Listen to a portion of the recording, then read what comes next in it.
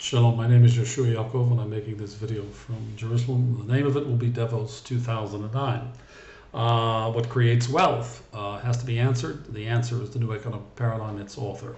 The context in which the new economic paradigm emerges answers and parallels very closely Klaus's statement that what we're witnessing is a new era in history, and he's quite right.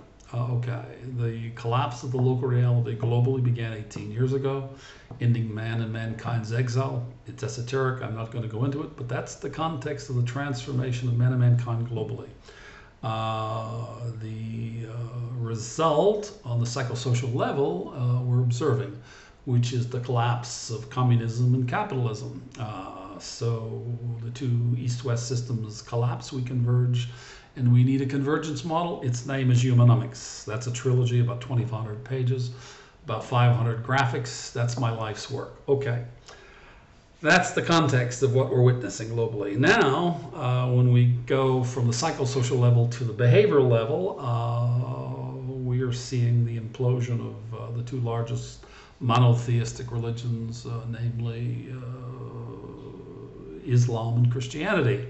When we go to the cognitive level, which is the macro world economy model, we're seeing the two largest economies imploding, namely America and Japan, and Germany and the UK and Canada, and the others are not doing much better, Italy, France, and so on. Okay, so what are we to expect? Well, we're going to face about 7 to 8, possibly as much as 10 years of prolonged recession, and they're going to be, I think, let me cite from the Torah, from the Bible. And Pharaoh dreamed the dream, and there were 8 lean, gaunt cows that came up out of the Nile, and they devoured the 7 fat ones, and afterwards they looked the same as they did before, lean and gaunt. Okay, that's what we're facing, 7 to 8 lean and gaunt. Well, okay, let's get technical, and you know, the secular who don't believe in these things, let's get to the technical analysis.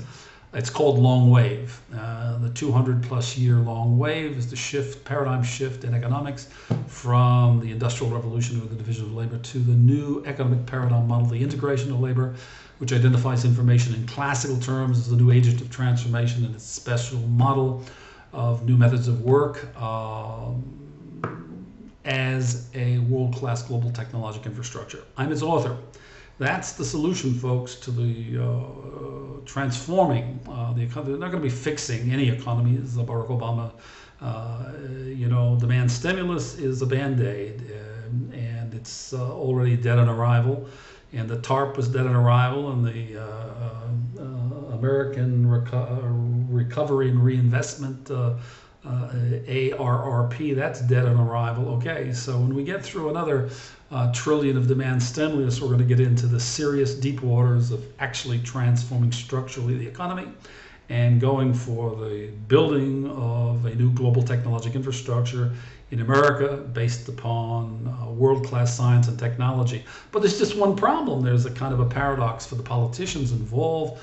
Yoshua Yaakov is a high school dropout and a college dropout.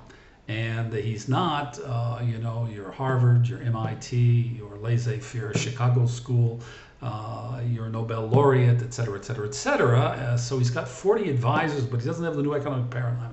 So the paradox, let's see, a paradox is something that sounds right, but it's wrong, sounds wrong, but it's right. It's a kind of a confusion of mind, which brings us to a dilemma. And that's really where Barack Obama is. He's impaled upon the horns of a dilemma.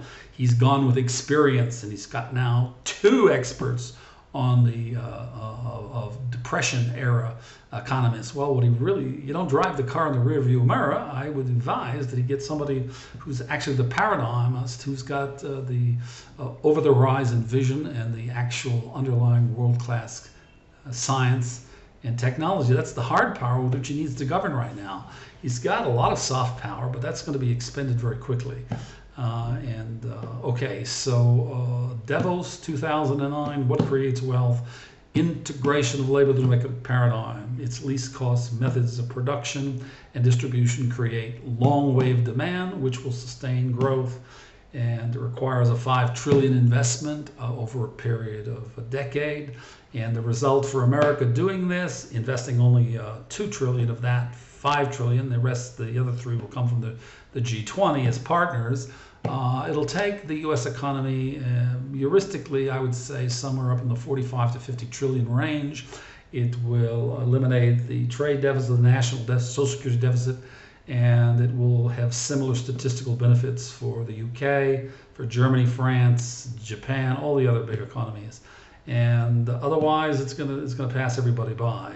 Let's face it, there are other addresses. China is realizing that global technological infrastructure, not physical infrastructure, is the smart bet. Okay, so the questions that are being asked of the world leaders don't have the answers, and they know they don't have the answers. And the 40 advisors of the government know they don't have the answers. Okay, so the answer is simple. I don't have the answers, but thank God I chose for 23 years to serve God and to live on my Social Security.